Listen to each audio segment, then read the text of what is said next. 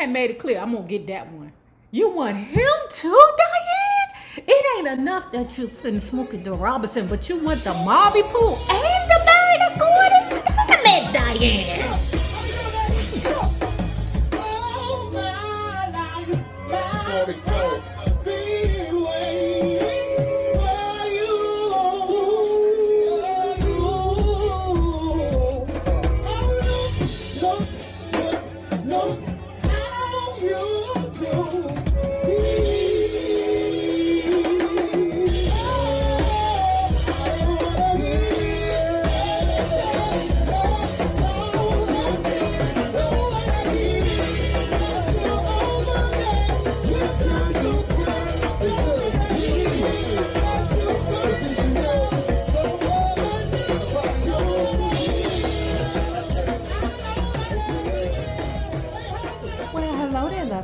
Hello there, fellas.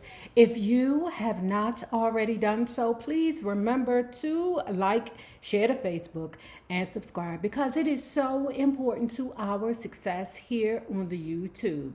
Ladies and gentlemen, as usual, I am asking for 700 likes. Now, let's talk about Mary Wilson's DreamGirl, My Life is Supreme. I think this is 13 or 14. Okay, because we halfway through. Child, and they ain't even had that big hit yet. So where we left off, the girls were on an out-of-town gig, right?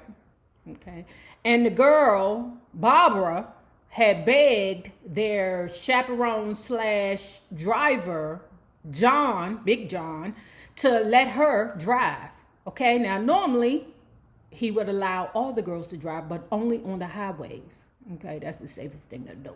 Okay, but this time Barbara got on his nerves so bad that he said, "Here, girl, here." He let that girl in the driver's seat, and she smashed into a car. Right? Wasn't a big accident, but nonetheless, they had to go to court for it. Okay, so they went to court. Barbara was supposed to lie and say that she was John's wife. I think she got away with it, but regardless of that, too, irregardless, as we say down in the DC, that when they got back to the Motown, Barry already knew, okay? Barry was interrogating the girls separately. Mary, Pisces and emotional wreck, they can't handle too much pressure, okay, because it will bust the pipeline. Now, you got Mary shaking, shivering, knees knocking in front of Barry. Barry asked Mary, who was driving the car? Barry, John's wife was driving the car. You're a liar.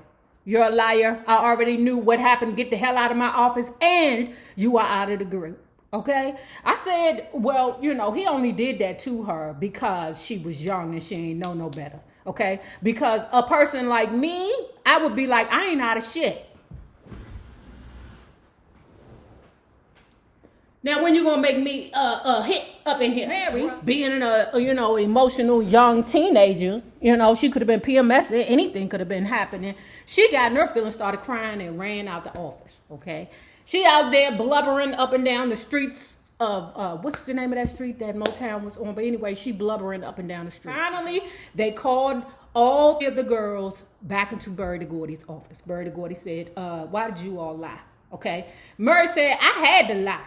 Okay, I had to laugh because these is my girls, all right? Now, yeah, you put me out the group, but I had promised my girls that I was going to have their back. And Barry, okay, you in charge of us, and eventually you're going to start hunting my friend Diane, okay? But my group is more important to me than anything in the world because after all, we could find another manager. So ultimately, Barry Gordy was proud of the fact that the girls remained together, but he mind fucked them.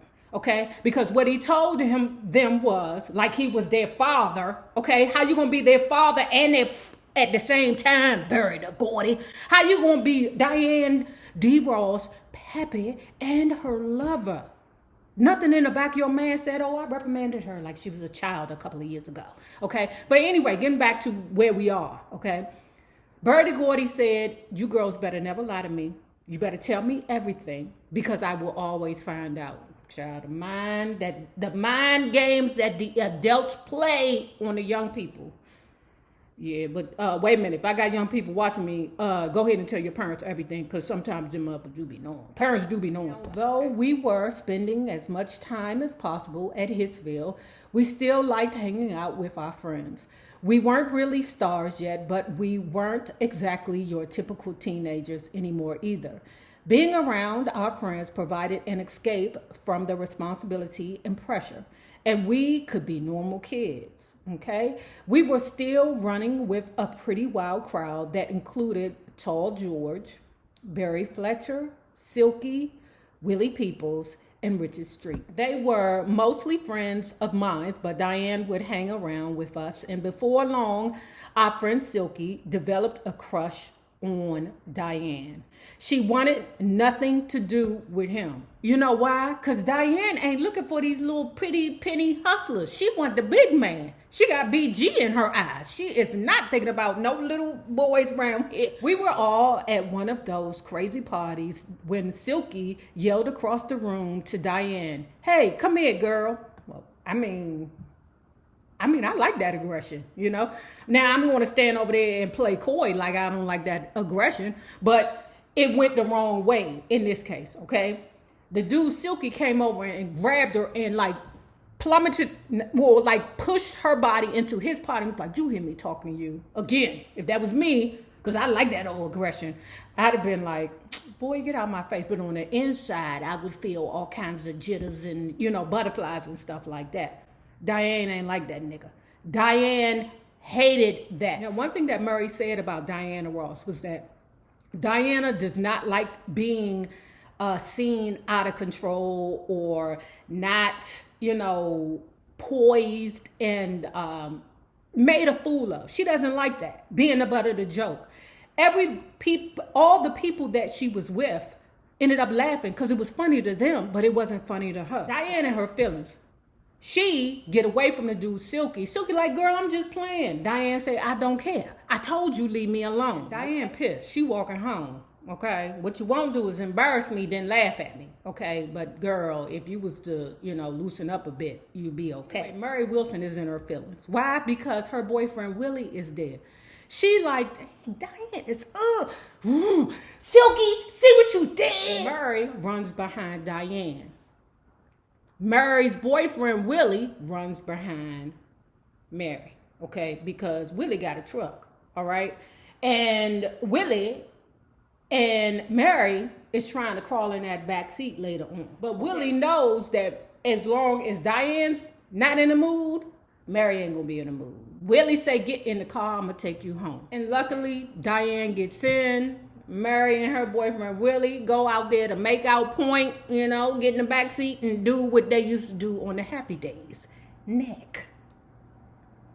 I don't know, because she called it the Love Mobile. They might be doing more than necking back then. We were nearing the end of our high school years and beginning to feel very grown up. We were all changing. I had the feeling that things had changed with Diane also. Okay, these girls are nearing the end of their high school years, okay? And Mary Wilson made it a point to say that things were changing, people were changing, their bodies were changing, and Diane too was changing. Because at one time, she was very tomboyish, okay? Not surprised, that's how them daggone fire signs be, very tomboyish, right? But after a while, she became aware of her femininity, okay? She was insecure, according to the Mary Wilson, and she said in order to help Diane to deal with her insecurities, what she would do is pick on Mary. They both skinny, but Diane is like, "Look at those skinny legs." Mary confused because she like, "Well, hell, I see your neck bone. That's a neck bone right there, girl." We were both skinny, and then thin was most definitely not in. Still, Diane found plenty to say about everything from my legs to my hairstyles. Because she's a bully. So Diane don't want to go out with the Silky and Willie, okay? But who she do want to go out with is Mary and her boyfriend, okay? Who was her boyfriend at the time? because, you know, they done ran through a lot of this in here. And let me say this. I was feeling kind of bad about some of the things and the choices that I made as a teenager. I'm saying, oh, wait a minute. This might be regular. Murray is on a date with her dude. Diane comes also, or attends the date also, right? The boyfriend is like, what is up with Diane? Why is she all over me like this? Okay. Murray said that basically the entire time that they was together, Diane was treating Mary's boyfriend like it was her boyfriend. Okay. And she knew that Diane, if she wanted something, she was going to get it. Fortunately, her boyfriend was an old DDMF. At one time or another, each of us lost our patience with Diane.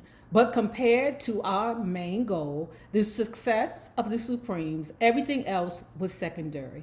Forcing a confrontation with Diane didn't seem to be worth risking the group. Nothing did.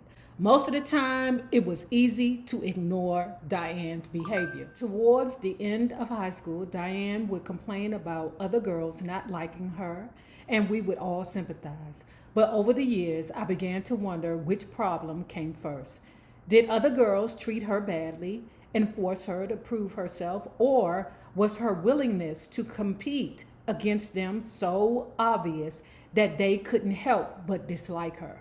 All I'm saying is I know a whole bunch of bitches like that. Okay, I do. Okay. Around this time, Diane and Smokey's interest in each other was well known.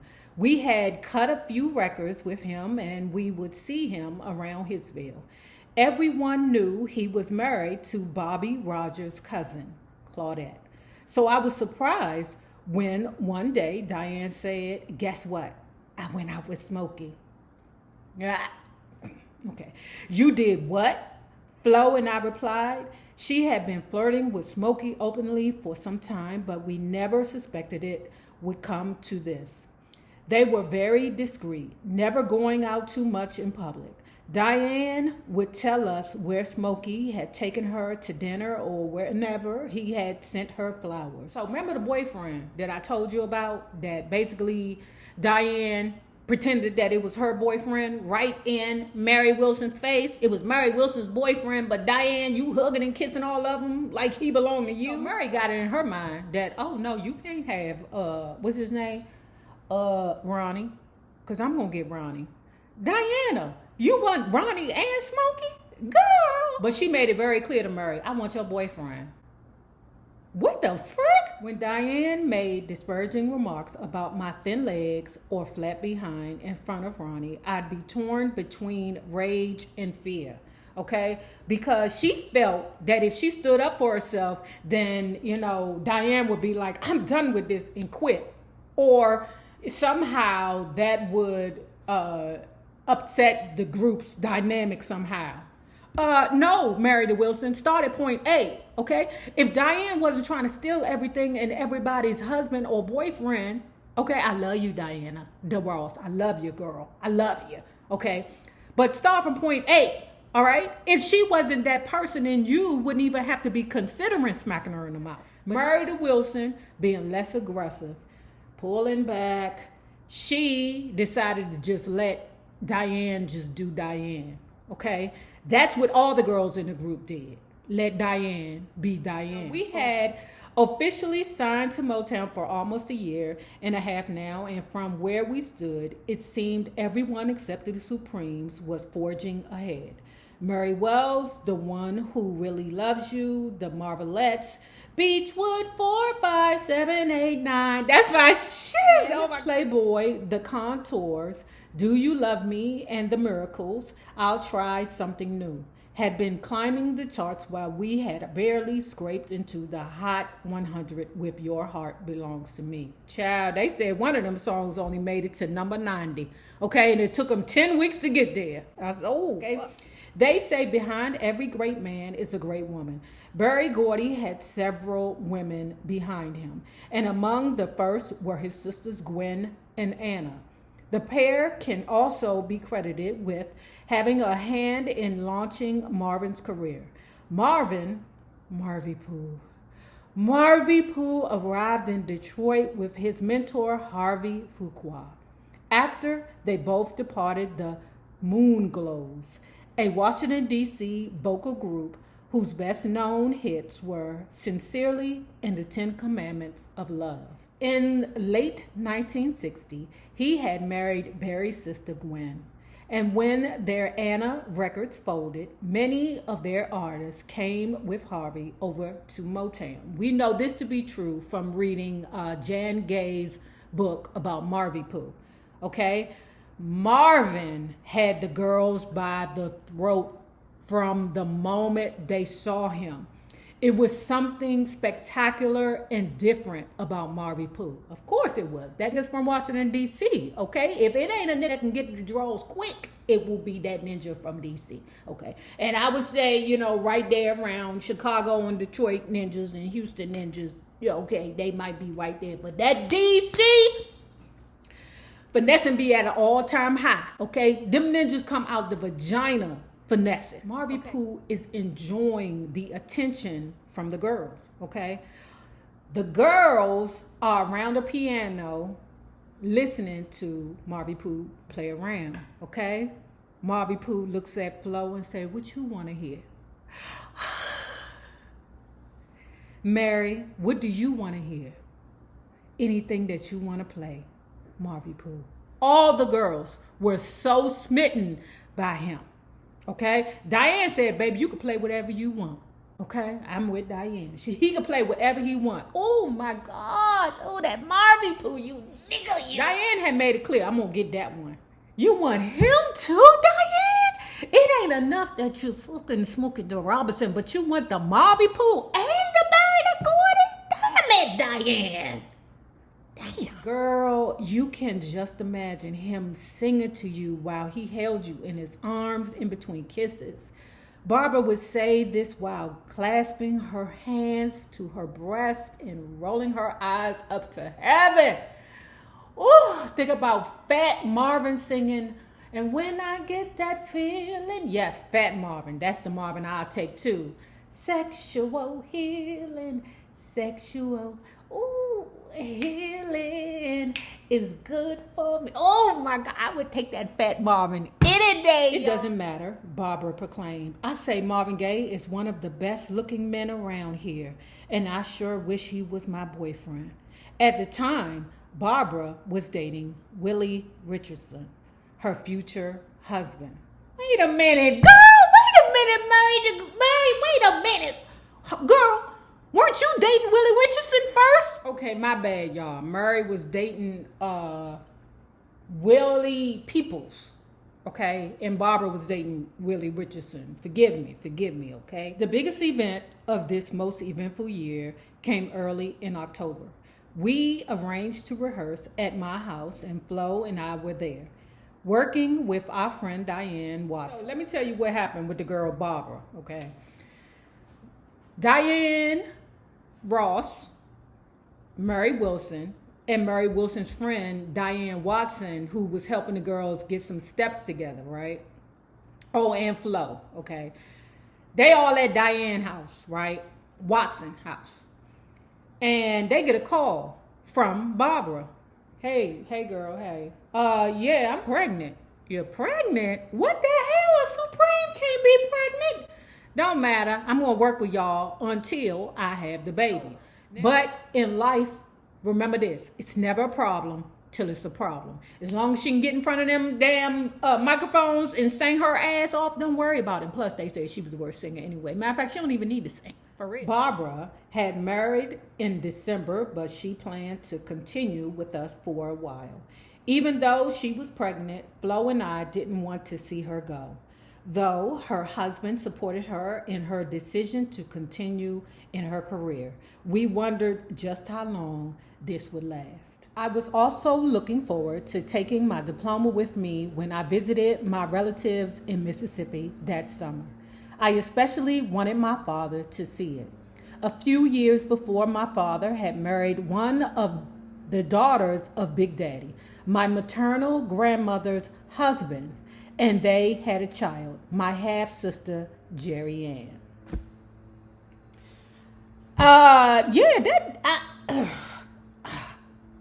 mean, to me, like when your grandmother marry a man, that's your grandfather. I know the same blood ain't, flowing through you, but to me, that's your grandfather. If you call him Papa, that's your pap. My father died 1 week before the graduation ceremonies.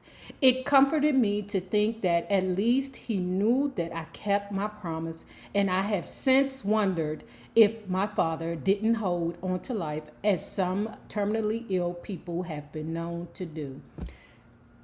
Her father wanted her to graduate high school. It's funny how when you're young, that's such a big deal. And then as you get older, you be like, high school wasn't shit. Now, she's reflecting back on her trip down south to see her family, right? And she is accustomed to the ways up north, up there in Detroit. She come down here to the south, okay? And the white folks viewing her as a uppity nigga, okay? Uppity nigga? What is you talking about? We do this stuff commonly. Baby, the South will always be maybe 3 or 4 steps behind the rest of the world when it comes to racism. It may not be, I can't even say it's not even apparent anymore, because now that we can see the world for who it really is now, and politics for what it really is now, I mean, as a 50-year-old woman, I can look and say, well, damn, racism never really left. I didn't pay attention to the fact that when I went around there to, Capitol Heights, why do I have to ask the lady at the Walmart to come over here and open up the glass so I can get my lady products? Excuse me, ma'am. Can I get inside this case to get some condoms or something? Wait a minute, let me get the key. When I go to the white people places, that never happens. So that's a form of racism that we just accepted. Unacceptable. Okay. I mean, meth heads still dark and lovely perms too. Now moving forward, they sitting in the lobby, okay, as usual, sitting in the lobby trying to find out what the hell is going on, who coming in next. They see a little boy that appears to be blind coming in with 2 people, okay? Stevie's mother and brother led him to BG's office, and the 4 of them emerged minutes later. As Barry's shadows, the 4 of us fell in behind and followed them into the studio. The little boy, blind, Steveland Morris, soon to be re-Christianed Stevie Wonder, played piano and every other instrument the boss requested. This Stevie is truly a young genius, Barry muttered. In a recent interview, Barry says that he wasn't impressed with Stevie, but I was there.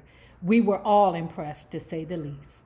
Stevie Wonder was immediately accepted into the Motown family, and he came to the studio all the time, okay? After a while, young Stevie knew how to maneuver around the studio without having people to guide him, okay? Meredith Wilson said that young Stevie was a piece of work, okay? Once, she said that he was an old prankster, okay? And what he would do is run up to the ladies and pinch them on the ass. Wait a minute, little boy. I don't care how blind you are. Don't put your goddamn hands on me, little boy. Oh, it's just little Stevie. He's only 10. And we getting close on the sticky time, blink, okay? Boy moms, you know what I'm talking about. The sticky time. Okay, where everything in your house be real sticky. Don't touch me, little boy. Early in the spring of 1962, Barbara left the group. Her baby was due in July, and she was really showing. Having a child is a huge responsibility, and I was sure she made the right decision. We would miss her, but we kept in touch and attended her baby shower. Flo, Diane, and I decided it was just too hard keeping a 4th member.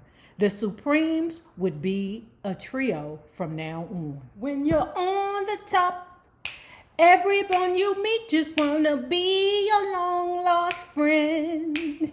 They say how great you are, a superstar, but do you have any money to lend? Yeah, when you're all alone, where do all the fans and people go? I don't know. Now, if you have not already done so, please remember to like, share to Facebook, and subscribe because it is so important to our success here on the YouTube. Now, remember this. The same people that you meet on the way up will always be the same people that you meet on the way down. My naysayers, my patron loves. You babies, have a good one.